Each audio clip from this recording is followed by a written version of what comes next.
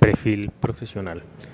Mi nombre es Mauricio Castro, soy comunicador social periodista de la Universidad Los Libertadores, con estudios de posgrado en desarrollo social del Instituto del Norte de Brisbane en Australia y maestría en estudios de paz, conflictos y derechos humanos de la Universidad de Granada en España. Me he desempeñado profesionalmente como asesor de medios de comunicación, periodista de diferentes medios. He sido director de proyectos en el área humanitaria y social para organismos internacionales y he sido colaborador también de organismos de Naciones Unidas. Actualmente me desempeño como docente universitario y también como miembro de diferentes centros de investigación en Colombia y en Europa. Bueno, entonces, primera pregunta, señale los acontecimientos que han dejado una huella en su comunidad a nivel individual y colectivo. Como colombiano, originario de una región históricamente afectada por el conflicto, soy parte de una generación que ha crecido viendo los vejámenes de la guerra interna en el día a día del país. He sido testigo directo de cómo la violencia de diversos actores ha afectado la vida de personas cercanas y cómo la gran mayoría de colombianos he visto la crudeza de la muerte como algo que se enquista en la normalidad de la sociedad.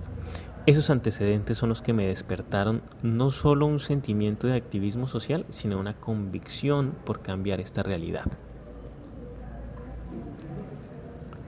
Segunda pregunta, mencione la situación que lo llevó a convertirse en un líder al interior de su comunidad. Creo que el liderazgo es una competencia que se desarrolla desde el trabajo comprometido y honesto. Desde el ángulo de acción que se tenga, son el compromiso y la honestidad en el ejercicio las que te hacen visible en la comunidad. Y creo que esos factores que he tratado de desarrollar o de tener siempre dentro de mi actuar desde muy joven son los que en alguna forma me han permitido desarrollar espacios de liderazgo en los escenarios que me he encontrado. Tercera, explique las estrategias con las cuales ha logrado generar bienestar en su comunidad para la consolidación de acciones silenciosas que se convierten en la resolución de problemas comunes para ser transformadas en proyectos visibles. Pues todo inicia desde el conocimiento y el respeto. El conocimiento como un elemento de empoderamiento del individuo y de la sociedad. La no garantía de derechos por parte del Estado se alimenta en gran medida porque desconocemos nuestros derechos y en esa misma medida desconocemos también nuestros deberes. Entonces, la sumatoria de esos dos errores da como resultado el deterioro del Estado de Derecho que defiende nuestra Constitución. Y por otra parte, está el respeto, más que la tolerancia, y me explico. El respeto primero por la vida como el bien más esencial y preciado, y después por las ideas. Esto se convierte en la base del disenso, es decir, nos lleva a comprender que en un colectivo social, sea la familia, el barrio, el colegio, la empresa o el país entero, hay diferentes formas de pensar, de proyectar el desarrollo de la persona como sujeto social y que podemos no coincidir en nuestros análisis y posiciones ideológicas, pero ese respeto nos permite tramitar nuestras diferencias por vías sanas, pacíficas. La tolerancia es, a mi parecer, un eufemismo que disimula una permanente incomodidad por el otro, en la que no respetamos la diferencia, sino que procuramos ignorarla para que no nos malogre el momento. Bueno, pregunta 4. ¿Qué aspectos lo caracterizan como líder social desde lo personal, familiar, gustos, intereses, debilidades y fortalezas? Yo considero que la coherencia es el encanto de la vida, es decir, ser tal como se dice que uno es.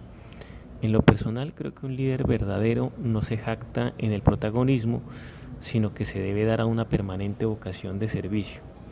Entonces, el liderazgo se construye con base en el trabajo colaborativo, en equipo, porque no hay tal cosa como una persona que nació siendo líder innato y se impuso a una mayoría. No, la historia ha demostrado que quienes son reconocidos como líderes, que es muy diferente al caudillo, se han hecho desde un trabajo con las bases, y se deben a esas bases.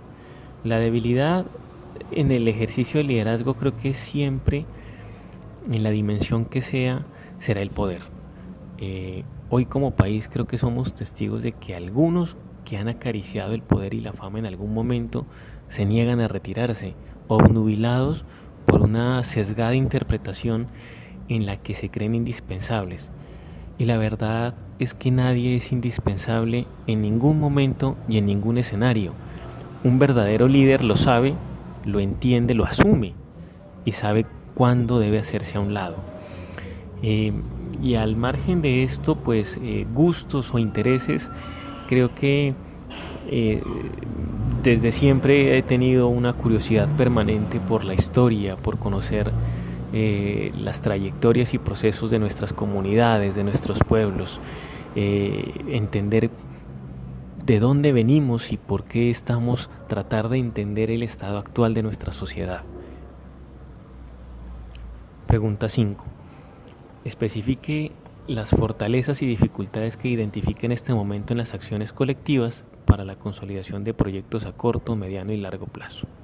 Bueno, como fortalezas creo que siempre estará el trabajo en equipo, el principio de la solidaridad por el otro y el cooperativismo con el otro. Si muchos trabajamos en pro del beneficio común, muchos cambios positivos se irán dando de manera gradual. La construcción de la paz, por ejemplo, es un ejemplo de esto. Si todos y cada uno de nosotros, como miembros de una sociedad, no asumimos el reto desde lo cotidiano y lo local, la paz no dejará de ser un pacto político, un documento que dormirá en los anaqueles de las bibliotecas. Y como dificultades, pues yo creo que la figura del caudillismo a la que ya me había referido antes es una amenaza frontal, porque habla de la obsesión de algunos por ser protagonistas y dejan de lado el ideario del proyecto social, del mejoramiento de las condiciones de vida de las comunidades. Es que llegar a creer que si las cosas no las hago yo, a mi manera, nunca saldrán bien, es la antesala para que se pierda la iniciativa y el norte de lo que queremos alcanzar. Ahora, esto que estoy mencionando desencadena fracturas en el trabajo en equipo porque impide que otras personas con iguales o mejores capacidades que yo desarrollen sus competencias y las pongan al servicio de la comunidad. Por otro lado, también está la falta de acompañamiento, la inobservancia y la negligencia del Estado, que es el primer llamado a garantizar las condiciones de vida dignas de los ciudadanos. Claro, no desde una figura paternalista, sino desde unos mínimos básicos que garanticen que cada persona tenga un desarrollo multidimensional, es decir, que cada uno de nosotros y de nosotras tenga acceso al trabajo, a la salud, a la educación, y que con esos elementos desarrolle las competencias necesarias para buscarse la vida y construir, aportar al tejido social.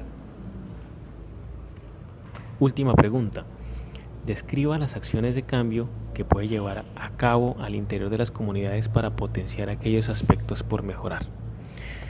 Bueno, en primer orden yo considero que la comunicación, es decir, tenemos que expresarnos y saber expresarnos a través de los canales dispuestos para esto. Y si no los hay que crearlos, motivar a esos espacios de expresión que lleven a que nuestras voces se tramiten en cambios, se materialicen en acciones en beneficio de la comunidad.